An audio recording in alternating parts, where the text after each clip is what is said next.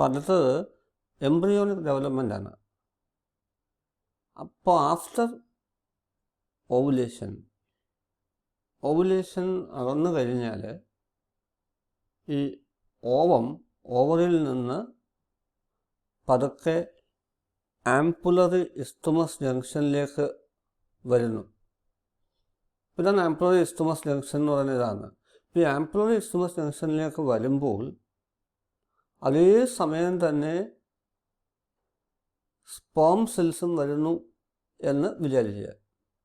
അപ്പോൾ ആംപുലറി ഇസ്തുമസ് ജംഗ്ഷനിലേക്ക് വരുന്ന അതേ സമയം തന്നെ സ്പേമും വരുന്നു. അപ്പോൾ അവിടെ ഫെർട്ടിലൈസേഷൻ നടക്കും. എന്താ ഫെർട്ടിലൈസേഷൻ നിങ്ങൾക്കറിയാം, ഓവവും സ്പേമും തമ്മിൽ ഫ്യൂസ് ചെയ്യുന്ന പ്രോസസ്സാണ്. ഫെർട്ടിലൈസേഷൻ നടന്നു കഴിഞ്ഞാലോ ഒരു സിംഗിൾ സെല്ലിൻ്റെ സ്ട്രക്ചർ ഉണ്ടാകും. അതിനെ നമ്മൾ വിളിക്കുന്ന പേരാണ് സൈഗോട്ട്.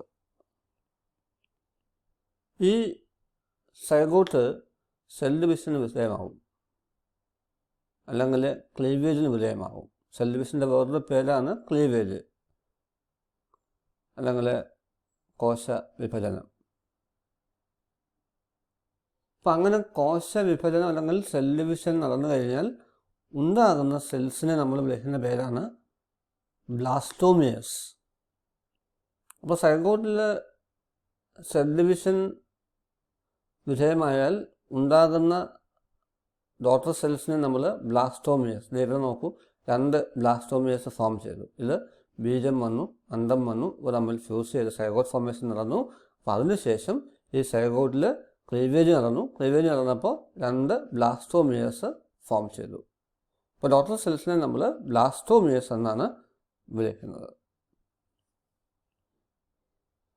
അപ്പോൾ ആദ്യം 2 സെല്ല് ഫോം ചെയ്ത് കഴിഞ്ഞാൽ പിന്നെ രണ്ടാമത് നടക്കുന്ന മൈറ്റോട്ടിക് ഡിവിഷൻ്റെ ഫലമായിട്ട് 4 ഉണ്ടാകും. പിന്നെ 4 ഡിവിഷൻ നടക്കുമ്പോൾ 8 ഫോം ചെയ്യും. പിന്നെ അത് 16 ആവും, പിന്നെ അത് 32 ആവും. അങ്ങനെ മൾട്ടിപ്ലൈ ചെയ്തുകൊണ്ടിരിക്കുന്നത്. ഇപ്പോൾ എംബ്രിയോ വിത്ത് 8 to 16 ബ്ലാസ്റ്റോമിയേഴ്സ്, 8 മുതൽ 16 ബ്ലാസ്റ്റോമിയേഴ്സ് വരെ ഉള്ള ആ ഒരു സ്റ്റേജിൽ അതിനെ നമ്മൾ മോറില്ല എന്നാണ് വിളിക്കുന്നത്. എന്താണ് മോറില്ല. ഈ മോറില്ല വീണ്ടും ഡിവിഷന്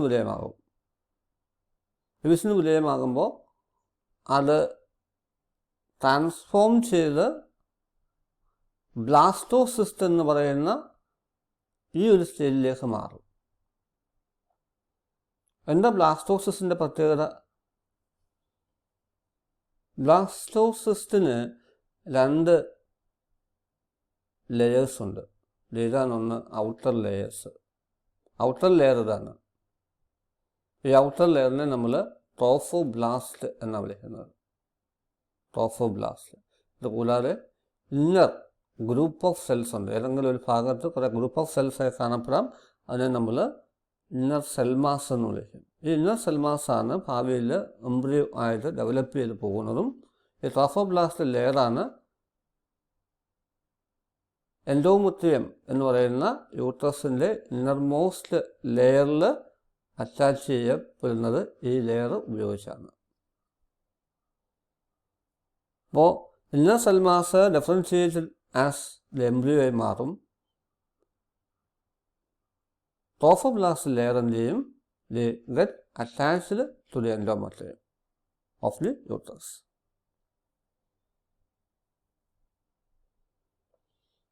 ഇതിനെ നമ്മൾ ഇംപ്ലാന്റേഷൻ എന്ന് പറയുന്നത്. അതായത് ഈ ബ്ലാസ്റ്റോസിസ്റ്റ് ലെയർ യൂട്രൈൻ വാളിൽ അറ്റാച്ച് ചെയ്യുന്ന പ്രോസസ്സിനെ നമ്മൾ ഇംപ്ലാന്റേഷൻ എന്ന് പറയുന്നത്. ഇപ്പോൾ ഇംപ്ലാന്റേഷൻ എന്താണ്? Attachment of the blastocyst to the uterine wall is called implantation. ഈ ഇംപ്ലാന്റേഷൻ്റെ ഫലമായിട്ട് പ്രഗ്നൻസിയിലേക്ക് നയിക്കുകയും ചെയ്യും. Leads to pregnancy. ഇത് കണ്ടില്ലേ, ഡിവിഷൻ നടന്ന് സെൽസുകൾ ബ്ലാസ്റ്റോമിയേഴ്സുകൾ ഫോം ചെയ്യുന്ന അവസ്ഥയാണ്, മോഡുലാർ സ്റ്റേജിലേക്ക് വരുന്ന അവസ്ഥയാണത്. അതേപോലെ ഈ ഒരു ഡയഗ്രം നോക്കൂ. ഓവം ട്രാൻസ്പോർട്ട് ചെയ്ത് ഫെർട്ടിലൈസേഷനിലേക്ക് പോകുന്ന ആ വഴിയാണ്, ഫെലോപ്പിയൻ ട്യൂബിലേക്ക് പോവാണ്. ഫെർട്ടിലൈസേഷൻ നടത്താൻ വേണ്ടി പോകുന്ന പോക്കാണത്. അവരിൽ നിന്ന് വരുന്നു, ഫെലോപ്പിയൻ ട്യൂബിലേക്ക് വരുന്നു, ആ ആംപുലറി എക്സ്ട്രീമസ് ജംഗ്ഷനിലേക്ക് വരുന്നു. അതേസമയം തന്നെ സ്പേംസുകൾ വന്ന് ഇതിൽ ഫ്യൂസ് ചെയ്യുന്നു, സൈഗോട്ട് ഫോം ചെയ്യുന്നു. ആ സൈഗോട്ട് ഫസ്റ്റ് ക്ലീവേജിന് വിധേയമാകുന്നു ഒന്നാമത്തെ ദിവസം. രണ്ടാമത്തെ ദിവസം ആകുമ്പോഴത്തേക്ക് അത് 2 സെല്ല് ഉള്ള ഒരു സ്ട്രക്ചറിലേക്ക് മാറുന്നു. പിന്നെ അത് 4 സെല്ലുള്ള സ്റ്റേജിലേക്ക് മാറുന്നു. പിന്നെ അത് 8 സെല്ലുള്ള സ്റ്റേജിലേക്ക് മാറുന്നു. പിന്നെ അത് 16 സെല്ലുള്ള സ്റ്റേജിലേക്ക് മാറുന്നു. 8 മുതൽ 16 സെല്ല് വരെയുള്ള ആ ഒരു അവസ്ഥയെ നമ്മൾ മോഡുല എന്ന് പറയുന്നത്. ഇതിപ്പോൾ അൺകംപ്ലീറ്റഡ് മോഡുലയാണത്. 16 സെല്ലാകുമ്പോൾ അത് കംപ്ലീറ്റഡ് മോഡുലയാകും. അത് 8 മുതൽ 16 വരെ എന്ന് പറയുന്നത് അതുകൊണ്ടാണ്. അതിനുശേഷം 5ാമത്തെ ദിവസം ആകുമ്പോൾ എന്തോ ചെയ്യും, ബ്ലാസ്റ്റോസിസ്റ്റ് ഫോം ചെയ്യും. എന്താ ബ്ലാസ്റ്റോസിസ്റ്റ് എന്ന് നമുക്കറിയാം അല്ലേ? 2 ലെയർ ഫോർമേഷൻ നടക്കും മോഡുലയിൽ. മോഡുല കഴിഞ്ഞ് നെക്സ്റ്റ് സ്റ്റേജിലേക്ക് വരുമ്പോൾ 2 ലെയർ ഫോർമേഷൻ നടക്കും. അതുകൊണ്ട് യൂട്രൈൻ്റെ വാളിൽ എന്ത് ചെയ്യുന്നു, അറ്റാച്ച് ചെയ്യുന്നു. ഈ പ്രോസസ്സിനെ നമ്മൾ ഇംപ്ലാന്റേഷൻ എന്ന് പറയുന്നു. ഈ ഇംപ്ലാന്റേഷൻ്റെ ഫലമായിട്ട് പ്രഗ്നൻസിയിലേക്ക് നയിക്കുകയും ചെയ്യും. ഇതാണ് നമ്മൾ ഇംപ്ലാന്റേഷനിൽ കാണുന്നത്. ഇപ്പം എന്താണ് എംബ്രിയോണിക് ഡെവലപ്മെൻറ്റ് എന്ന് ചോദിച്ചാൽ എന്താ പറയും? Zygote divides rapidly by mitotic division, this is called cleavage. As a result എന്തുണ്ടാകുന്നു?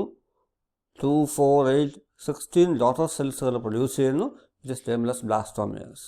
An embryo with 8 to 16 blastomeres is called a morula. And this morula changes into a large mass of cells called a blastocyst, which passes into the uterus-ലേക്ക് വരുന്നു.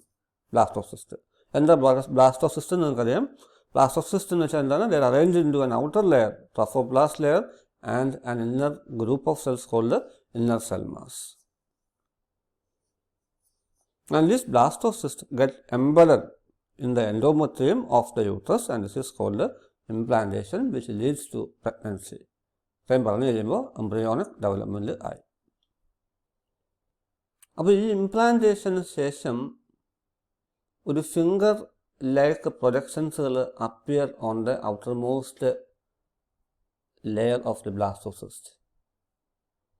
ഈ outermost ലെയറിൽ നിന്ന് finger പോലെയുള്ള ഒരു structure develop ചെയ്യും. ഇതിനെ നമ്മൾ chorionic villi എന്നാണ് പറയുന്നത്. കോറിയോണിക് വില്ലൈ ശ്രദ്ധിച്ചാലും കോറിയോണിക് വില്ലൈ.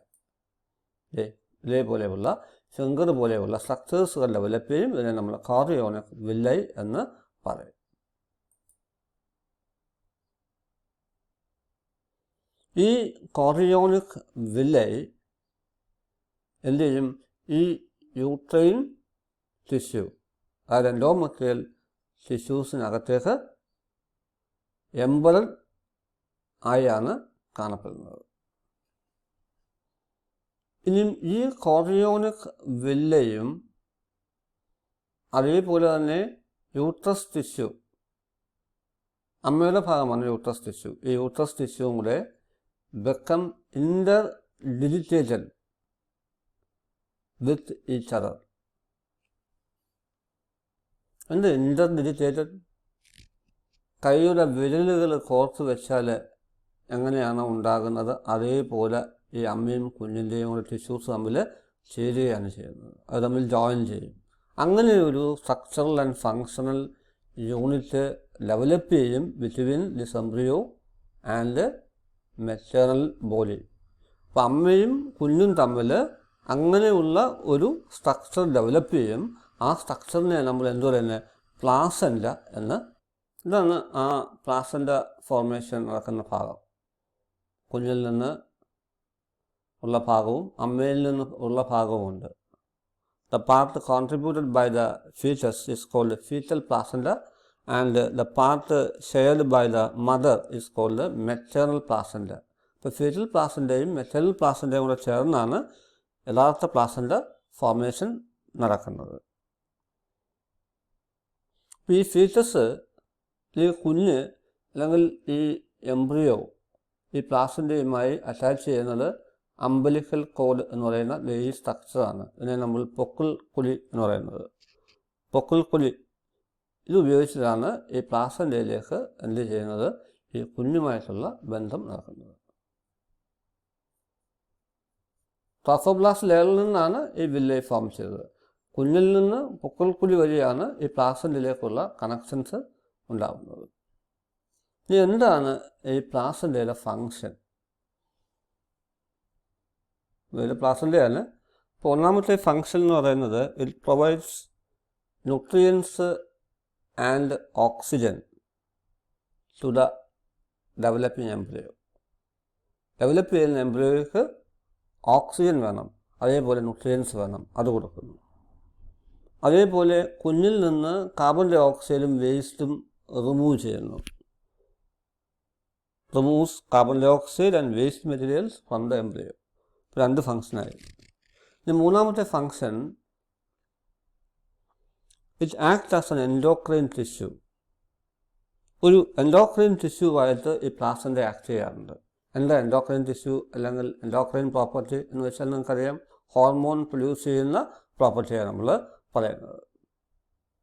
സെവറൽ ഹോർമോൺസ് ഈ പ്ലാസൻ്റ പ്രൊഡ്യൂസ് ചെയ്യുന്നുണ്ട്. അതിൻ്റെ പേരുകൾ ഒന്ന് ഓർത്തു നോക്കുക. ഒന്ന് human chorionic gonadotropin HCG, human chorionic gonadotropin HCG important ആണത്. അതേപോലെ രണ്ടാമത്തെ ഹോർമോണാണ് HPL, human placental lactogen HPL. ഇത് കൂടാതെ ഈസ്ട്രജൻ ഉണ്ട്, കൊളസ്ട്രോൾ ഉണ്ട്. ഇതെല്ലാം essential to maintain pregnancy. Pregnancy maintain ചെയ്യാൻ വളരെ അത്യാവശ്യമുള്ള ഹോർമോൺസുകളാണ് ഈ പറയുന്ന ഈസ്ട്രജന്, കൊളസ്ട്രോള്, HPL. ഇതെല്ലാം ഇങ്ങനെയുള്ള ഹോർമോൺസുകളാണ് ഈ പ്ലാസൻ്റ പ്രൊഡ്യൂസ് ചെയ്യുന്നത്. അതുകൊണ്ടാണ് അതിനെ നമ്മൾ ഒരു എൻഡോക്രൈൻ ടിഷ്യൂ എന്ന് പറയാറുള്ളത്. ഇതാണ് function of placenta. Function of placenta സാധാരണ ചോദിക്കാറുണ്ട്. ഒന്ന്, it provides nutrient and oxygen to the developing embryo. 2, removes carbon dioxide and waste material from the embryo. 3, it act as an endocrine tissue and produces several hormones like ഏതൊക്കെയാണ്? Human chorionic gonadotropin അഥവാ HCG. 2, human placental lactogen അഥവാ HPL. ഇതുകൂടാതെ oestrogen ഉണ്ട്, cholesterol ഉണ്ട്. These all are essential for the maintain pregnancy or development of embryo. ഇത് നോക്കണം. എന്താണ് placenta, എന്താണ് ഫങ്ഷൻ ഓഫ് പ്ലാസൻ്റ, അതേപോലെ തന്നെ എന്താണ് ഇംപ്ലാന്റേഷൻ, എന്താണ്, എങ്ങനെയാണ് ഒരു എംബ്രിയോ ഡെവലപ്പ് ചെയ്യുന്നത്, ഇത്രയും കാര്യങ്ങളാണ് പറഞ്ഞത്.